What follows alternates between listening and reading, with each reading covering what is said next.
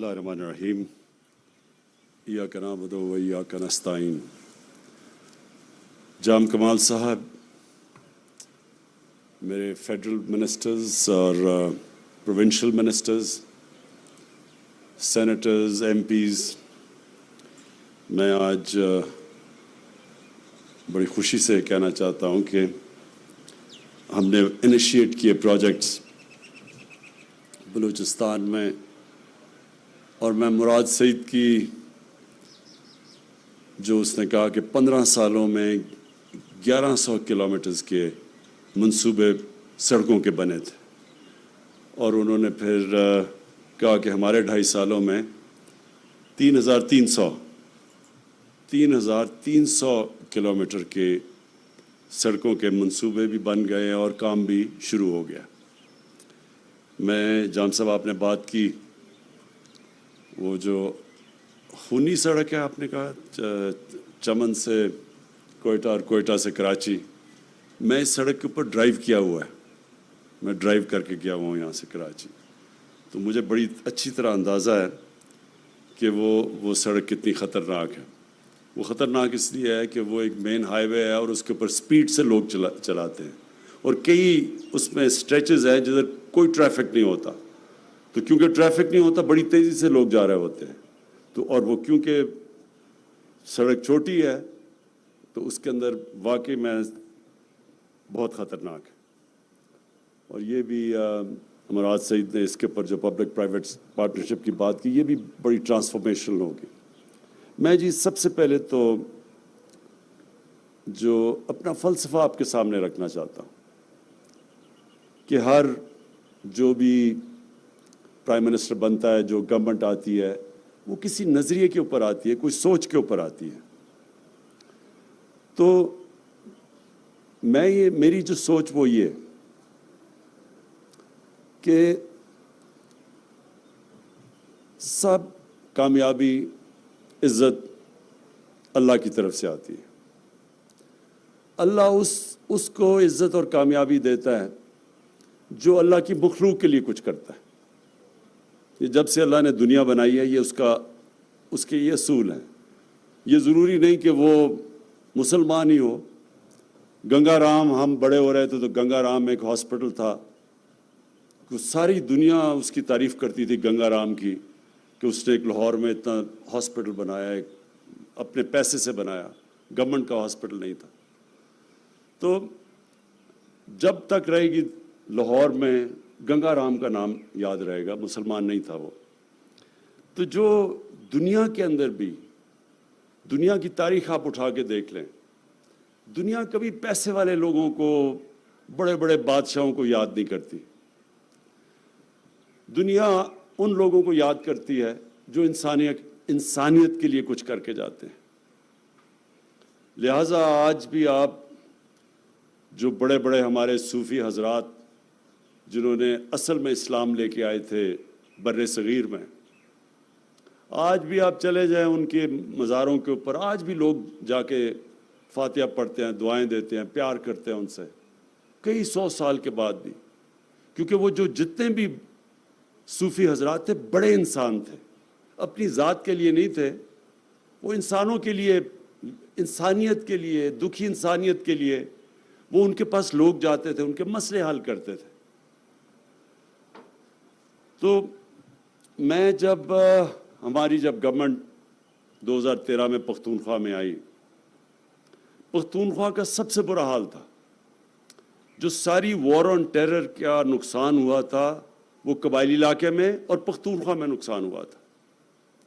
سب سے زیادہ کیجولٹیز، دہشت گردی وہاں تھی، اور وہاں لا اینڈ آرڈر کا یہ صورتحال تھی کہ تقریباً 500 پولیس والے شہید ہو چکے تھے، اور پولیس ڈیمورلائز تھی بالکل. اور کیونکہ وہ ایک ہی بزنس چل رہی تھی، باقی بزنسز بند ہو گئی تھیں، اور وہ بزنس یہ تھی کہ لوگوں کو وہ پکڑتے تھے، اغوا کرتے تھے، اور پھر پیسے دے کے لوگوں کو چھوڑتے تھے. تو پیسے والے لوگ پشاور سے اسلام آباد آ گئے تھے.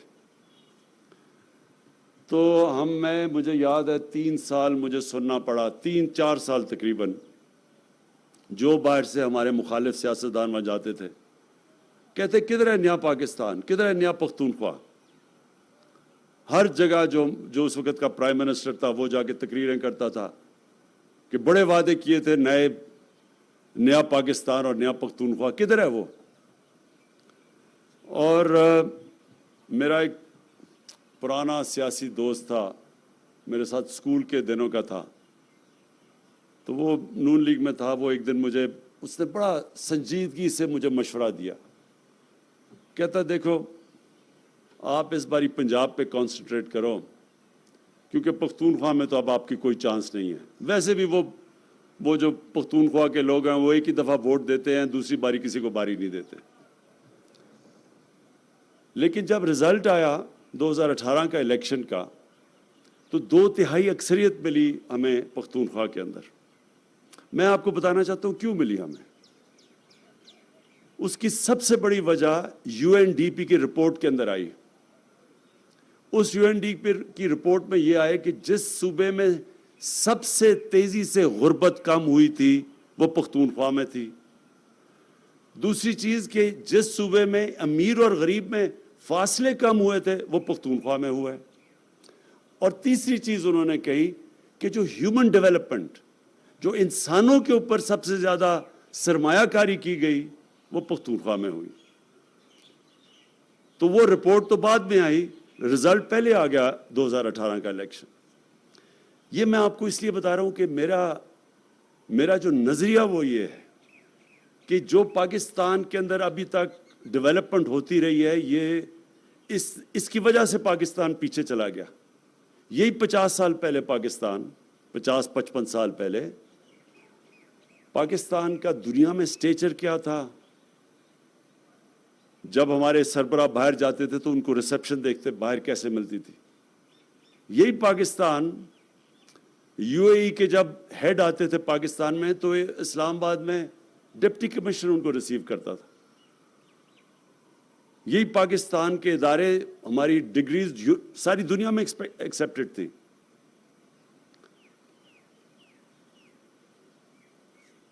اور یہی پاکستان آہستہ آہستہ ہم نے دیکھا کہ پیچھے چلا گیا. ایک وقت یہ تھا، مجھے یاد ہے میری کانوں میں نے سنا ہوا ہے کہ جب بنگلہ دیش بنا تو ہمیں تو بڑی تکلیف تھی، لیکن میں نے لاہور کے بڑے بڑے ڈرائنگز میں سنا کہ جی یہ شکر ہے بوجھ اترا ہمارے اوپر سے، اتنا بڑا جو بوجھ پڑا ہوا تھا، سائیکلون آتا ہے تو ہمیں وہاں پیسے دینے پڑتے ہیں ایسٹ پاکستان. وہ آج بنگلہ دیش پاکستان سے آگے نکل گیا، جس کو کہتے تھے بوجھ ہے. تو آپ اگر میرے سے پوچھیں تو کیا وجہ تھی اس کی وجہ یہ تھی کہ ایک اور UNDP کی رپورٹ میں آیا ہے کہ ایلیٹ کیپچر ہے پاکستان میں. ایک چھوٹا سا ایلیٹ ملک کے وسائل کے اوپر قبضے کر کے بیٹھا ہوا ہے. ڈیولپمنٹ بھی جو ہوتی ہے وہ ساری جو طاقتور ہے وہ کھینچ لیتا ہے ڈیولپمنٹ. چھوٹے صوبے بھی پیچھے رہ جاتے ہیں، وہ علاقے جن کے پاس انفلوئنس نہیں ہے وہ بھی پیچھے چلے جاتے ہیں اور غریب ہوتا جاتا ہے. اور چھوٹا سا طبقہ وہ آج اس کے پاس پیسہ ہے جو کہ بڑے بڑے امیر ترین ملک بھی ان کا مقابلہ نہیں کر سکتے.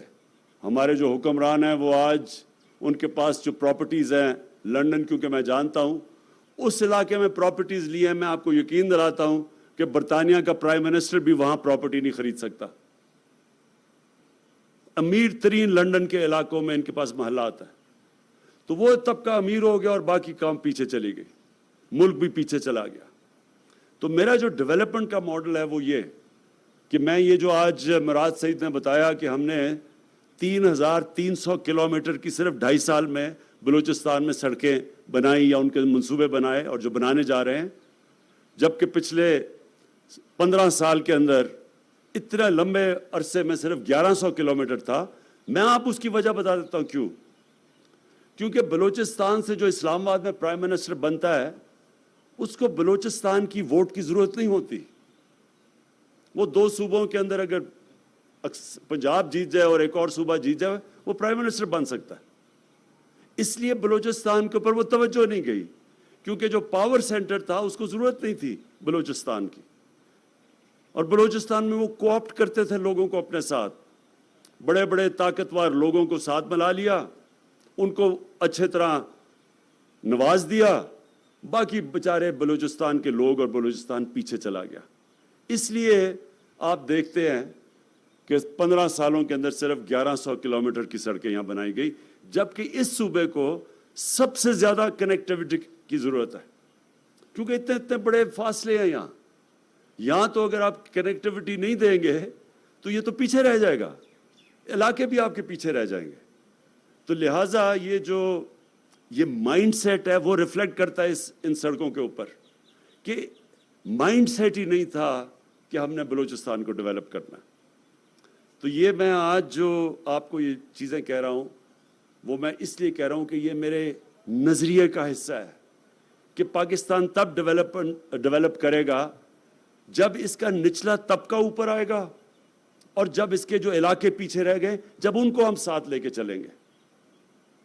جو ہم مدینہ کی ریاست کی بات کرتے ہیں اس میں بڑا امپورٹنٹ سمجھنا آپ کے لیے کہ وہ ایک یونیک ڈیولپمنٹ ماڈل آیا تھا۔ ان دنوں میں تو بادشاہ تھی، بادشاہ جو تھا اس کے ارد گرد لوگ امیر ترین ہوتے تھے، باقی رایا غریب ہوتی تھی، ساری دنیا میں یہی تھا۔ مدینہ کی ریاست میں پہلی دفعہ ڈیولپمنٹ کا ماڈل یہ آیا تھا کہ جو وہاں کے سربراہ تھے انہوں نے اپنے اوپر پیسے نہیں خرچ کیے، اپنے محلات نہیں بنائے، اپنے اوپر مہنگے مہنگے کپڑے اور ڈیزائنر سوٹس نہیں لیے، انہوں نے سب سے جو بھی بیت المال میں پیسہ آتا تھا وہ پہلے نیچے طبقے کے پاس جاتا تھا، غریب لوگوں کے پاس، بیواؤں، معذوروں کے پاس، یتیموں کے پاس۔ ایک کانشیس، ایک پہلی دفعہ فیصلہ کیا گیا تھا کہ ہم نے نیچے سے لوگوں کو اوپر اٹھانا ہے۔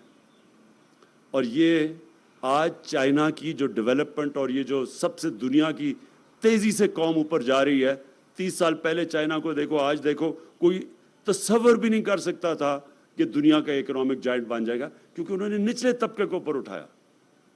پریزیڈنٹ شی نے ابھی اناؤنس کیا کہ ہم نے ایکسٹریم، کتنی ان کی 1.25 ارب کی آبادی ہے، انہوں نے کہا 1.25 ارب کی آبادی میں ہم نے سارا اپنا جو ایکسٹریم پاورٹی ہے وہ ختم کر دی ہے، سارے سیلیبریٹ کیا انہوں نے، وہ کام کیا جو دنیا کی تاریخ میں کسی نے نہیں کیا، 70 کروڑ لوگوں کو 30 سالوں میں غربت سے نکال لیا۔ تو یہ اصل میں تو اسی ماڈل پہ وہ جو مدینہ میں ماڈل لے کے آئے تھے کہ نچلے طبقے کو اوپر لے کے آنا ہے۔ اور دوسری چیز، چائنا نے اب اپنے جتنے بھی علاقے دور رہ گئے ہیں ان کو ڈیولپ کیا ہے۔ ان کا ایک وجہ یہ جو ہماری سی پیک کی جو روٹ ہے، جو کنیکٹیوٹی ہے، وہ اپنا جو ویسٹرن چائنا ہے وہ پیچھے رہ گیا تھا، تو اس کو کنیکٹ کرنے کے لیے ان کا خیال ہے کہ وہ تیزی سے، جب کنیکٹیوٹی ہوگی وہ تیزی سے ڈیولپ ہوگا۔ اور یہی ہماری بھی سوچ ہے کہ ہم جو ویسٹرن روٹ ہے، ہمارا بھی جو ویسٹرن روٹ ہے سارا، یہ بھی سارا پاکستان کا پیچھے رہ گیا۔ تو ہم جب ویسٹرن روٹ جو سی پیک کا ڈیولپ کریں گے وہ سارے اس علاقے کو کنیکٹ کر دیں گے جو پاکستان کے حکمرانوں نے ہمیشہ نگلیکٹ کیا، اس کی پرواہ نہیں کی اس علاقے کی۔ اور یہ جو آگے ڈیولپمنٹ ہوگی، اور ہم بڑے خوش قسمت ہیں کہ ہم یہ سی پیک کے اندر اور بی آر آئی کے اندر ہم شامل ہیں، اس کی وجہ سے یہ سارا جو ویسٹرن روٹ ہے، یہ وہ ملک جو کہ دنیا میں سب سے تیزی سے اب آگے بڑھ رہا ہے اس کو کنیکٹ کرے گا، اور ان علاقوں کو جو ہمارے ملک کے علاقے پیچھے رہ گئے ہیں، جس طرح اور بلوچستان ہے، پھر سارا قبائلی علاقہ اس میں آ جاتا ہے، سارا ویسٹرن روٹ ہے، یہ سارا ہمارا پیچھے رہ گیا۔ اور پھر اس کے ساتھ ساتھ ہم نے اپنے نچلے طبقے کو اوپر اٹھانا ہے، اور اس کے لیے مجھے بڑی خوشی ہے۔ جام صاحب، آپ نے بلوچستان کو تو ادھر لے کے آنا ہے، لیکن جو صوبے ہمارے ہیں 2، بلکہ تیسرا بھی اب آ گیا گلگت بلتستان کا، پختونخوا اور پنجاب، ہم سارے اپنے سارے صوبے کے لوگوں کو، ہر خاندان کو ہیلتھ انشورنس دے رہے ہیں، ہیلتھ کارڈ۔ آپ یہ سمجھ جائیں کہ اس سے بڑی ایک غریب خاندان کے اندر نعمت ہے ہی نہیں کہ ان کے پاس ہیلتھ انشورنس ہو۔ 10 لاکھ روپیہ ایک خاندان کے لیے کہ کسی بھی گورنمنٹ کسی بھی ہسپتال، گورنمنٹ نہیں، کسی بھی ہسپتال میں جا کے اپنا علاج کروا سکتے ہیں. یہ ہماری ایک وہ جو ہماری اب جد و جہد ہے ادھر پہنچنے کے لیے فلاحی ریاست کے اوپر، یہ سب سے بڑا ہم نے قدم اٹھایا. اور آپ کسی بھی غریب گھرانے میں آج جا کے پوچھ لیں کہ جتنی بڑی ان کو عذاب آتا ہے اس غریب گھرانے میں جب کہ ایک بیماری آ جاتی ہے. تھوڑا سا بجٹ ہوتا ہے، جیسی بیماری آتی ہے وہ سارا وہ خاندان جو کہ غربت کی لکیر سے اوپر بھی ہے، بیماری کی وجہ سے وہ نیچے چلا جاتا ہے، قرض مقروض ہو جاتا ہے. تو اس لیے ہیلتھ کارڈ، اور یہ بھی آپ سے ہم ڈسکس کریں کہ بلوچستان یا آپ کا بھی سارے علاقے میں ہر خاندان کے پاس ہمیں جانا چاہیے. اس کا جو اگلا فائدہ آپ کو ہوگا کہ ایک ہیلتھ سسٹم آپ کا پورا ڈیولپ ہو جائے گا. پرائیویٹ سیکٹر آئے گا ہیلتھ سسٹم کے اندر. اب تک کیوں نہیں پرائیویٹ سیکٹر جاتا دیہات علاقوں میں ہسپتال بنانے کے لیے؟ کیونکہ لوگوں کے پاس پیسہ نہیں ہوتا، اس لیے وہ شہروں میں آ جاتے ہیں. لیکن جب ہیلتھ کارڈ آ جائے گا، جب ہر غریب خاندان کے پاس ہیلتھ کارڈ ہوگا، تو تب وہ جائیں گے غریب علاقوں میں، دیہاتی علاقوں میں، کیونکہ ان کو تو پیسہ ملے گا. اور پھر مقابلہ بھی ہو جائے گا گورنمنٹ ہاسپٹل، پرائیویٹ ہاسپٹلز آپس میں، کیونکہ لوگ تو ادھر جائیں گے جدھر ان کو علاج بہتر ملے گا. تو جب وہ کسی بھی ہسپتال میں جا سکیں گے تو ہسپتالوں کے اندر مقابلہ ہوگا. جو ہسپتال ٹھیک علاج نہیں کرے گا، گورنمنٹ ہو یا پرائیویٹ ہو، ادھر لوگ نہیں جائیں گے اور وہ آٹومیٹکلی گورنمنٹ ایکشن لے گی.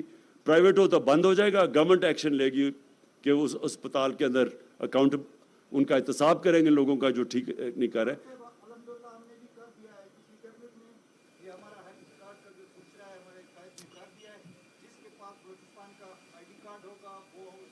زبردست. یہ میں جام صاحب آپ کو مبارک دیتا ہوں.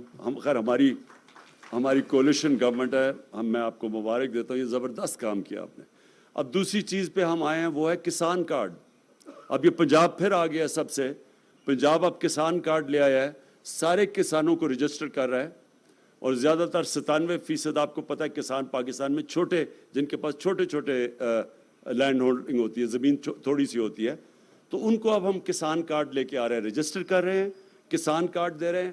ڈائریکٹ سبسڈی ان کو دیں گے. ابھی تک جو ہم سبسڈی کرتے ہیں وہ ڈائریکٹ نہیں ہوتی، وہ طاقتور زیادہ وہ لے جاتا ہے بجائے کہ وہ غریب لے کے جائے. تو اب ان کو ڈائریکٹ سبسڈائز کریں گے، کھادوں میں، کیڑے ماری دوائیوں میں، اور وہ بیج کے اندر ان کو ہم سبسڈائز کریں گے، تاکہ ہم اپنے کسان کو اٹھائیں گے. کہ ابھی تک بدقسمتی سے جو ہمارا چھوٹا کسان ہے اس کے لیے تو کبھی کسی نے کچھ نہیں کیا. جو بھی فائدے ہوتے تھے وہ بڑے کسان لے جاتے تھے. تو جب چھوٹا کسان اٹھے گا، اس کی پروڈکٹیوٹی بڑھے گی، سارے ملک میں خوشحالی آئے گی، غربت بھی کم ہوگی. چائنا نے بھی یہ کیا تھا. انہوں نے جب غربت کم کی تھی تو وہ سب سے پہلے چھوٹے کسانوں کے پاس گئے تھے، ان کو انہوں نے اوپر اٹھایا تھا. اور پھر ہمارے انشاءاللہ جو ہمارے انیشیٹو اب احساس کا ہم ایک لے کے آ رہے ہیں، سارے پاکستان میں ہم اب میپ کر رہے ہیں. 80% ہم کر چکے ہیں کہ جتنے ہاؤس ہولڈس کا ہمیں پتہ چل جائے گا ایگزیکٹلی کدھر غربت ہے، کتنے گھرانوں میں غربت کی لکیر سے نیچے ہیں، کتنے اوپر ہیں، کتنے پاس کیا ارننگز ہیں.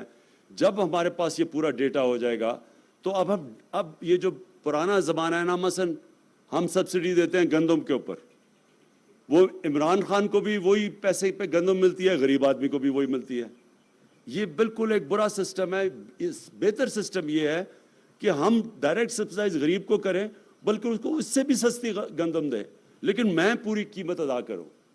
تو یہ سسٹم یہ ہم انشاءاللہ یہ پاکستان میں پہلی دفعہ آئے گا، ڈائریکٹ سبسڈی کا سسٹم. مقصد سارا اس کا یہ ہے کہ ہم نے اپنے غریب لوگوں کو اوپر اٹھانا ہے، لوگوں کو غربت سے نکالنا ہے. یہ اللہ کا کام ہے. اس کے اندر کوئی کسی کو یہ سوچنا نہیں چاہیے کہ میرا ووٹ بینک بڑھے گا یا کم ہوگا. میں نے تو نہیں سوچا تھا پختونخوا میں جو ہم یہ قدم اٹھا رہے تھے کہ ہمارا ووٹ بینک بڑھے گا. ہم تو اپنے اسی نظریے پہ لگے ہوئے تھے. ہیلتھ کارڈ سب سے پہلے پختونخوا میں ہم اپنے دور میں لے کے آئے، اس سے لوگوں کو بہت بڑا فرق پڑا. ہسپتال ہم نے ٹھیک کیے، ایجوکیشن سسٹم پہ پورا زور لگایا، اور اس کا نتیجہ یہ ہوا کہ لوگوں نے، اور پھر گورننس کے اندر پولیس سسٹم، اس کا فائدہ یہ ہوا کہ لوگوں نے خود آ کے ووٹ دی. 2/3 اکثریت سے اب جیتے. انشاءاللہ یہی پاکستان میں ہماری کوشش ہے کہ بجائے ہم یہ سنیں کہ ہم جو پرائم منسٹر بنا اور جو وزیر بنا، ہم اپنے पैसे यहाँ से मनी लॉन्डर करके बाहर लेके जाएं मुल्क से, हम अपने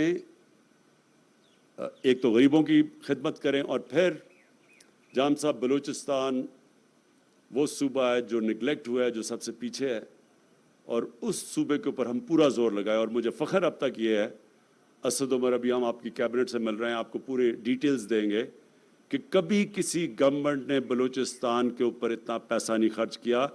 इसके बावजूद कि हमारे इस वक्त हालात सबसे ज़्यादा कर्जे चढ़े हुए हैं, कर्ज़ों की किस्तें देनी है, उसके बावजूद किसी गवर्नमेंट ने इतनी ज़्यादा बलूचिस्तान के ऊपर पैसा नहीं खर्च किया, PSDP पे इतना नहीं पैसा दिया जो हमारी गवर्नमेंट ने दिया। और मैं ये जो 3 आपने सड़कें, ये तीनों बड़ी इम्पॉर्टेंट हैं। मैं सिर्फ फिर से ताकीद करूँगा कि इनकी ऐसी सड़कों की क्वालिटी होनी चाहिए, NHO को कहूँगा, मुराद आपको भी, ऐसी क्वालिटी होनी चाहिए कि लोग याद रखें कि हमारे ज़माने में जब सड़क बनी है तो सारा पैसा सड़क के ऊपर लगा है बजाय कि लोगों की जेबों में जाने के लिए। बहुत बहुत शुक्रिया।